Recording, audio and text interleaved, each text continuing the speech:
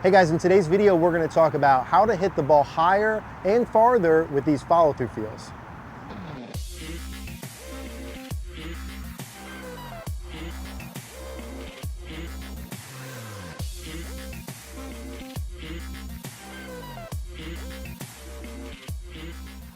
Hey guys, so let's talk about how to hit the ball higher and farther with these follow-through feels. Now, before we dive in, I want to let you know about our newest masterclass, Draw Every Ball.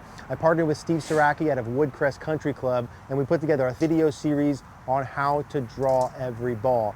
If you're a golfer that's been struggling to draw the ball, or you've been slicing the ball for a long period of time and just haven't been able to change that, this is a program that can really help you. It's very detail oriented, but has very simple, easy, step-by-step things to do to go from never hitting a draw to drawing all of the golf balls. If you're interested in learning more about this, we'll put a link in the description down below. As always, all of the members of CogornoGolf.com do get these master classes for free. I hope you guys check out this program. Again, we'll put the link down below. All right, guys, so let's talk about how to hit the ball higher and farther with some follow-through feels. Now, as we mentioned, part of what we want to do over the next couple of months is bring you guys the best of the best coaches that we can find, and the best information that we can give you guys to help you get better. And as part of that, we have here my friend Steve Sieracki. What's happening? Thanks. And we're out here at Woodcrest Country Club. And as we mentioned, we did our Draw Every Ball program we just got done with. And we want to share with you guys part of what we talked about, specifically the follow-through. And so, as we mentioned, if you guys are interested in learning how to draw over the ball, guys, check out that program. We know it can help you. But Steve, why don't I take my setup, and we'll talk a little bit about the pieces that need to happen past impact into the follow-through to help the golfer hit it solid, but really hit it higher and farther, right, compared to normal? Correct. So if I take my normal setup position, right, and we, let's say we get into a semi-appropriate backswing spot, as I begin my downswing and into the follow-through, what are some of the things I'm looking for in terms of where my hips or pelvis need to be in space in the follow-through? So the first thing I would say is if I held a shaft, do your setup. If I held a shaft right here, about even with your belt, when you would swing through, your belt should finish higher than the shaft. Got it. So I would say like hips high or belt high. That'd be the first thing that I would start to say, how to hit the ball higher and farther, because that helps the golfer extend through the ball. And as the golfer extends their body through the ball, they're creating like a back bend like you're doing right now, and that helps get the club to come up more ascent of the club through the ball. It also helps you swing more out to the right to draw it. So you're hitting like higher push to draw, right, exactly, by doing that. And so as a visual for someone who maybe hasn't ever looked at that before, if I drew a line on myself or on a good golfer, someone would check that out, and drew a line across their belt buckle at address, and I drew another line at the finish position, that should be higher than it's about 3 to 4 inches higher, definitely, from setup to the finish. Into the follow-through. So if I'm trying to think about where I'm going, I want to get my hips higher, my belt buckle sort of up and forward. What are some things I'm squeezing my butt perhaps together? That's the second part I was getting to. So do your setup again. So we just said hips high.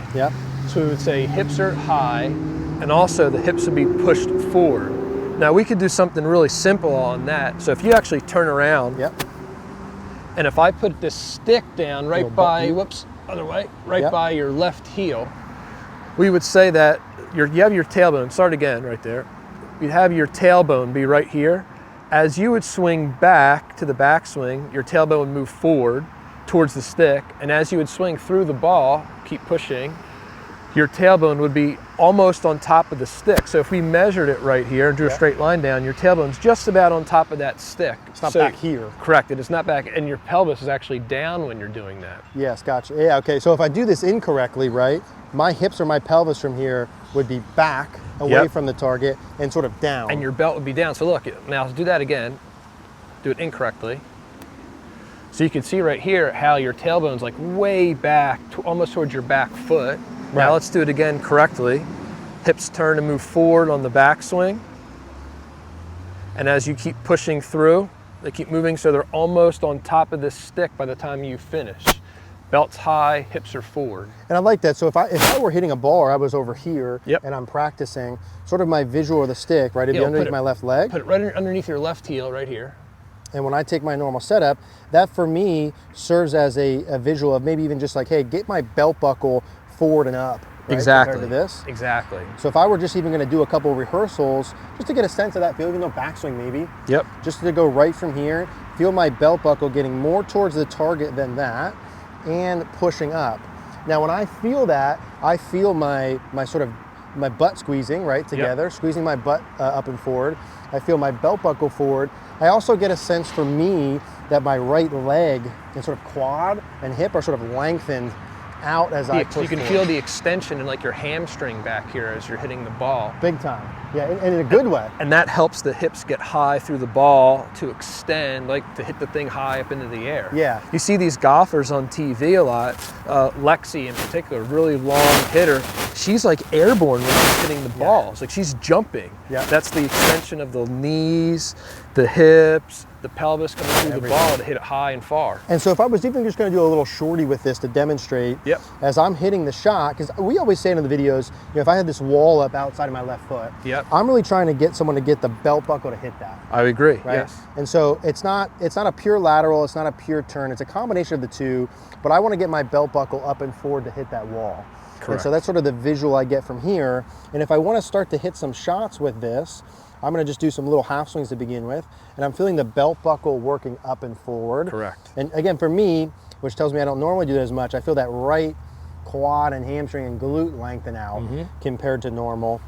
And hold it right there, yep. Just to add one more thing onto that, because his hips are pushed forward, you can see how there's like a side bend away from the target, and this side bend is also helping him hit the ball high and far in the air. Love that. Yeah, I'm not fully all the way up like that yet.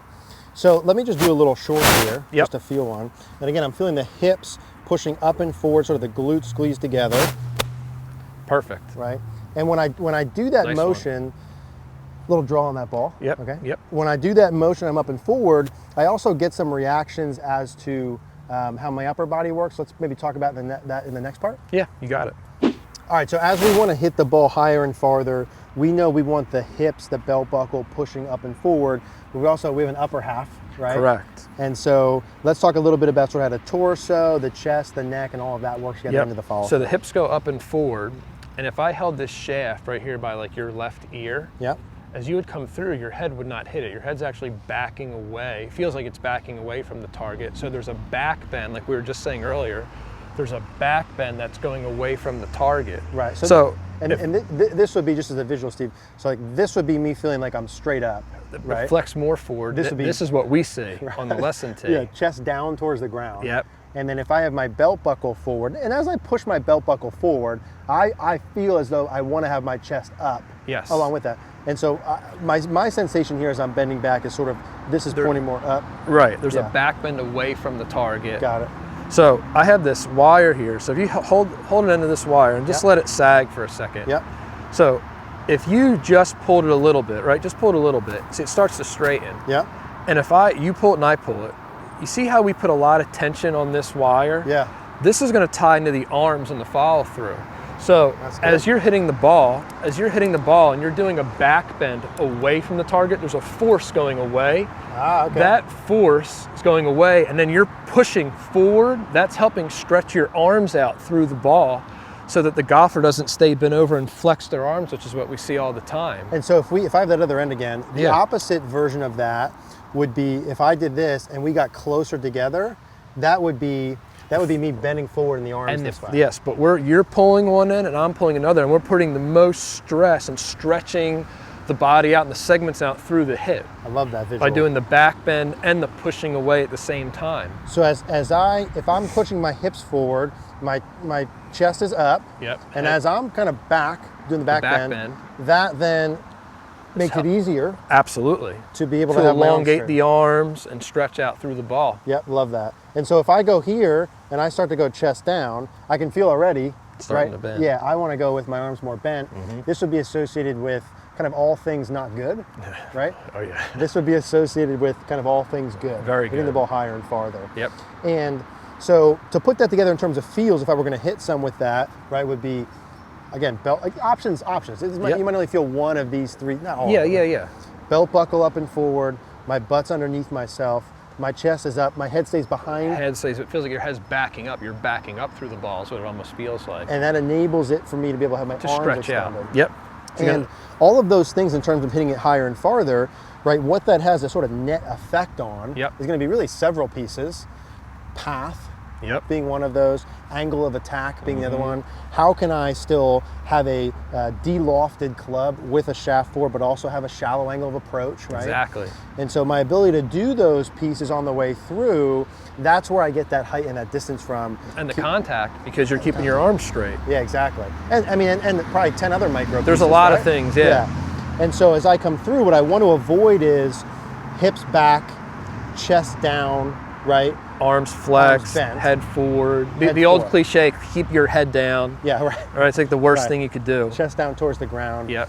Now, you know, again, might there be a 0.0 whatever % population who overdo some things, who maybe feel some of that stuff? We're talking about reality. Yeah, right? absolutely. Reality of hitting the ball higher and farther and what good players do. Correct. These are the pieces that I'm going to work through. So anything else in terms of my upper body we need to talk about in terms of chest? I know my chest is up. I have some neck sensations, right, that I'm working through. That would be the big one, is the neck. Okay, and so that's why I was holding the stick there when we just started, to feel like your head's like almost going backwards away to help with the extension. So if you made like a swing, you see how your head's away. Not this way. Right, your head's back, your hips are forward, creating this tilt away. Got it. And my eyes are more kind of feeling more up this way compared to down and forward this way. Correct. So everything, my lower half is forward, my upper half's working back with that. My neck and eyes are working back. My arms with that are then working forward. Right. That's how I can get the ball up. And it feels, I want to make this point clear too, it feels like you're backing up, but in reality, you're really just keeping the head fairly stable, and there's just some extension coming through. You're not literally backing up through the ball. That's just what the feel is. Right. And so if you were going to practice this, if you could kind of stay there and hold the stick in front, maybe? Yes, that's exactly what I would do. Yeah, and this is how you would do this, right? Yep. So if someone's practicing at home and you have the head forward, chest down, you have those pieces, you can put an object in front of you, object through your bag, something where we've had some other videos with this where the object is in front of you. Would you go about over the lead shoulder? Yeah, so So what I would do is I would give this about, say, 7 inches away from your left ear. Yep. And then I just keep it there and you're behind it. Yep. And when I'm practicing this, Steve, I'm probably hitting a couple little half ones. Yeah, you can just chip them out. So you feel like the belt's high, the head's back, and you're just punching the ball out. And you can see right there, there's the hips. That feels good. There's the side bend away from the target. Yeah. Shallow angle of attack on that. And like you said, the golfer who normally goes down and forward is going to have the sensations that they're more moving up backwards. And back. Absolutely. And I think the club in front on the shoulder line is a super easy way to practice that. And for you guys, again, like we said, if you're wanting to put this in and hit it more solid and you have any problems creating the draw pattern, we've had discussions about the importance of having a predictable ball pattern many times before to play. We would prefer the draw pattern. So check out the program we put together, Draw Every Ball. The link will be in the description down below. If you guys want to check out Steve or come down for a lesson, we'll put Steve's information. And as always, if you guys would want us to check out your golf swing, we'd love to see you at CogornoGolf.com. We'll put all that information down below. Perfect. Hey guys, thanks for watching today's video. If you liked the video, do us a favor, click the like button down below. Click the notification bell. Also, please subscribe. Thank you guys.